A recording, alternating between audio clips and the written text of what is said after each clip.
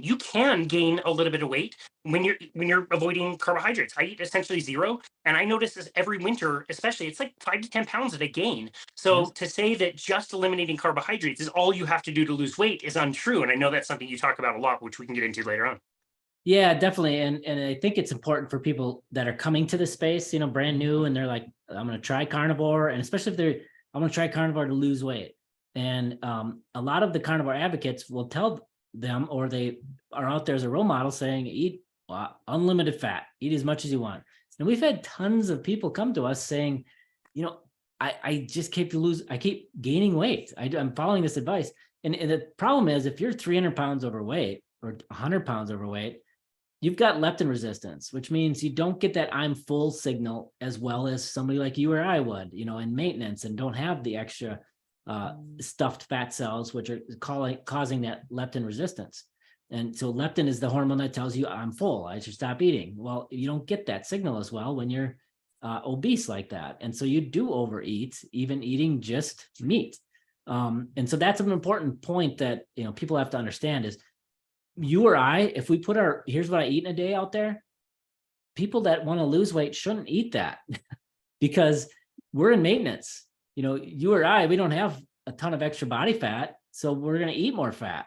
You got to get the fat from somewhere, either off the body or in the diet. So, don't eat what I'm eating because I'm in maintenance. Eat something that's more appropriate for weight loss. Yeah, very smart. Okay, that is a perfect segue. What I really wanted to do is kind of talk through maybe the life cycle of people who find this way of eating. Let's call it low carb, keto, carnivore, anything in this sphere, however strict we want to define that. When we were back at the corporate gym that we were working at for before the pandemic, we would do weight loss contests. And when we found keto low carb, when we found that it worked for people and we were getting tons of success with it, we started to give our people in our weight loss group like low carb menus, and not the same program that everybody else was getting, which was the grains and fruits and vegetables and lots of meal prepping and all that stuff. And so we were getting good success with that, but we found that we also had to teach people how to do this right. And so we would have a seminar in the very beginning where we'd say, okay, this is what a ketogenic diet is. Here's what to expect. As you're getting started, here's what I want you to know. Don't worry about the other stuff. Just start with this. A month in, we would have to do another one that was like, okay, maybe you're a little stalled. Let's talk about reasons why you're not getting to your goals. There's definitely things that we can dial in. And then the last one, as people were leaving, is like, okay, we did this for a while. Now, what are you going to do moving forward? What is going to be your plan for the rest of your life? And so maybe we could follow like a similar trajectory, since you've got so much experience in all your books and working with so many people, about what things people need to be watching out for, and what pitfalls to maybe avoid. And you've already brought up people that are coming to this first time. So what would you want somebody to know who has maybe seen keto at the grocery store on a magazine cover and thinks they may want to try this? Yeah, in our keto book, we talked about kind of the phases of adapting, and we kind of grouped it into 3 phases. When you start cutting the carbohydrates, the body, in the standard American diet, you're primarily burning glucose as your fuel, because you got so much glucose coming in. And there's something called oxidative priority, where the body prioritizes fuels, and it says, if I have this fuel, glucose, I'm not going to burn fat, because I'm going to store the fat, because I need to burn the glucose first.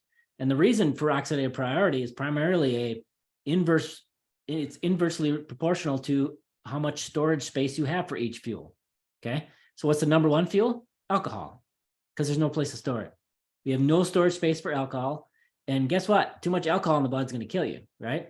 And so you got to burn the alcohol first. And so if any other fuels are coming in, whether you're eating snacks or food or carbs, that's all got to get stored away while I deal with the alcohol.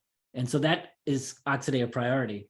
And so when you're eating lots of carbohydrates, the fat is that coming with the food is getting stored away, and it's kind of building up in your fat cells, and you're burning that glucose all the time.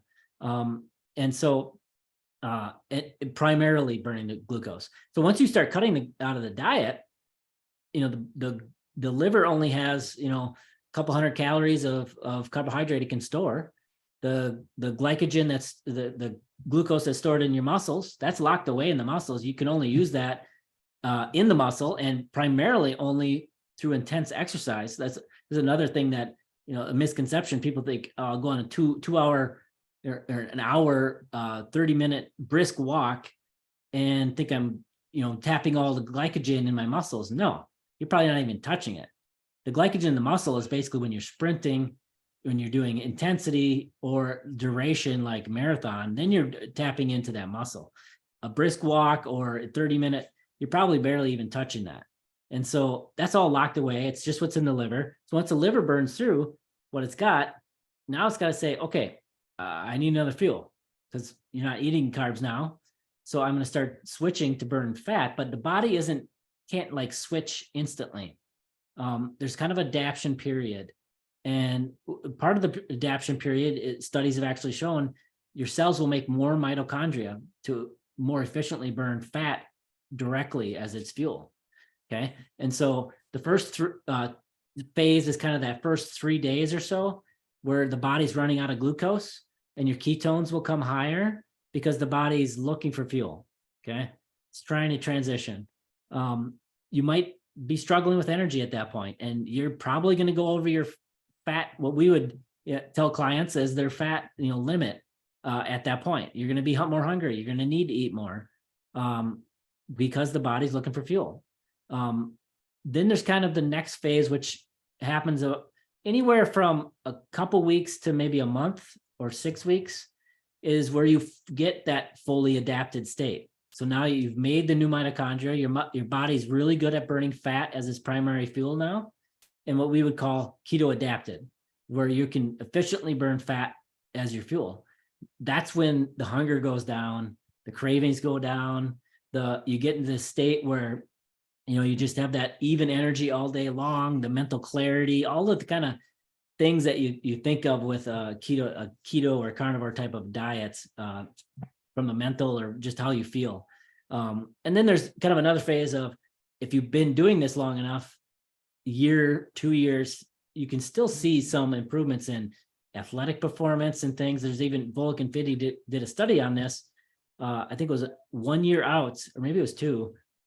They looked at athletes and they were improving their efficiency when they were keto for that long. So versus a study where they were maybe just 2 months keto. So there's efficiencies that are continuing to happen, as you stay in this lifestyle longer. But that's kind of generally the kind of phases we look at. I love that. If we go back to phase 1, do you generally recommend that people kind of go cold turkey and deal with that kind of energy crash like you talk about? Or do you recommend that people do it more gradually, or can people do either one?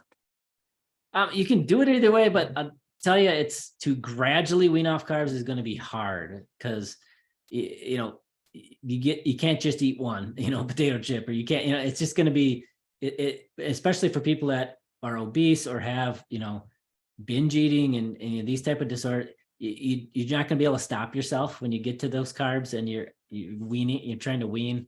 We generally find it's better to just go cold turkey, just get it all out of the house, because that's the other thing in that early stage when your body's like looking for fuel. Those, cupcakes or whatever it is in the pantry are going to be calling your name all day if you're in that state, right? Like you're just going to not be able to avoid them. If they're not in the house, and especially what we tell people is make this is where you can make one of Maria's desserts and one of these keto treats, desserts, whatever your cravings are, craving for, to satisfy that craving, but stay on track. That's a great time to have those.